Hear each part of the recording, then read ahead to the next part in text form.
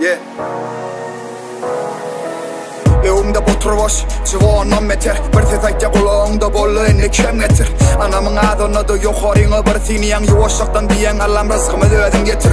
Tağa da ödüm düşe, geçen ay 10 kiyali. Mobaylın çeketyen, iskim almar haber ballı çıkta şarı kevşini gey. Yöreyli köçelerden kelle bulutlardan yukarı komlu kevşin yöne yerdi.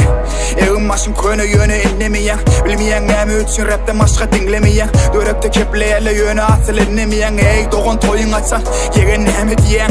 Tafavıtsız emmek işe yürüyensin. Basadın nire bilen ha. Ayak yadiyansa işlemeli yoldaşım da ayda sıkar ya falansa. Den helemde kavu güllerim gelir deyip yensin.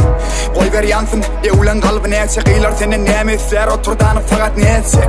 Doğan atsek, ökölem güne kerme. Yigrimde manglayın yığırık şeyle beyle yaşın kelme. Elimde gülle gammi, elimde anlayan mı? Elimde ağlayan mı? Bulutlar sen gamlı vaktın. Elimde çepine mi bir deyse ömrü yaktın. Doğan sen ödünü yitirip verdi kimi taptın.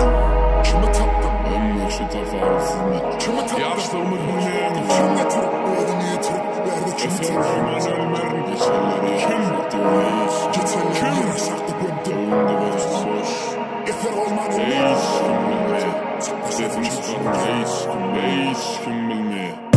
Geçerleri yer aşaktı gömdüm. Yüzüm bilmeyen onu da yaşlarımı çümdüm. Özümü de görmeyen ben bu taybay tümlük. Şeytan bıçak men engelleyen men elimde yımrık fakat.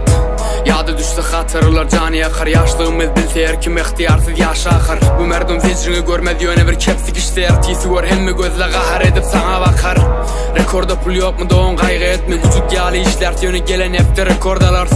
Mestere pul yok mu doğun gamlı olma sistem bay deyip onu da şol veren mestere der. Muallim olacak şahit meni çıkarsıla işten işgal yok doğun hip hop içim olsa baha verer. Biri gurun turupsa izimizde bolsa olsun der dakanı buluşup da şonun sonra kafa eler. Ya da salgın bir yolu para kattı gelmedik biz. Ölümde daşı yazgın eser koyman ölmedik biz gülmedik biz. Gönüme gamlı olma ağır aktı günahkar diyedim yönü kendi neferden yürek aktı. Tafavutla köp yönü arada fark koymadım. Bir göz velen gördüm sizi bolmasam da framason. Göz eşittuğunu kızada bir yazın o bir yaz. Yaş yüzdesi de az ol.